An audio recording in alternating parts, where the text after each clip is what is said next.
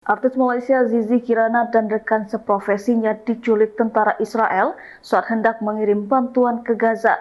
Zizi Kirana tergabung sebagai relawan Malaysia yang ikut dalam Global Sumur Flotilla, inisiatif kemanusiaan internasional yang diluncurkan pertengahan 2025. Tujuan flotilla adalah menembus blokade Israel dan mengirimkan bantuan ke jalur Gaza lewat laut. Perjalanan Zizi dan relawan lainnya berakhir mencekam. Kapal yang mereka tumpangi diserang kapal perang Israel. Mereka ditangkap militer Israel saat rombongan relawan diserang di perairan Gaza Rabu 1 Oktober 2025.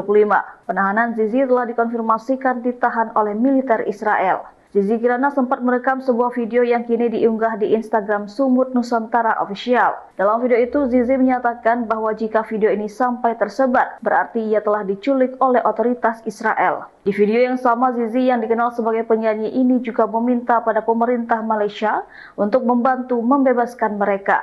Sebelumnya, Zizi Kirana sempat mengunggah pesan melalui Instagram Story miliknya. Sebelum akhirnya hilang kontak dengan keluarga, Zizi Kirana sempat mengirimkan pesan suara kepada suaminya Yusuf Bahrin. Menurut Yusuf, meminta maaf menjadi pesan terakhir Zizi sebelum akhirnya tidak bisa dihubungi. Pesan itu dikirimkan Zizi sekitar pukul 1.40 dini hari waktu setempat. Zizi juga sempat mengabarkan jika kapal yang ia naiki telah memasuki zona merah perairan Palestina. Sebelumnya Zizi juga sempat mengunggah pesan melalui Instagram Story miliknya. Pesan itu ia tujukan untuk sang adik Nurul Azila. Bak sebuah wasiat, Zizi meminta Nurul Azila untuk menggantikan posisinya sebagai kakak sulung jika terjadi hal yang tidak diinginkan.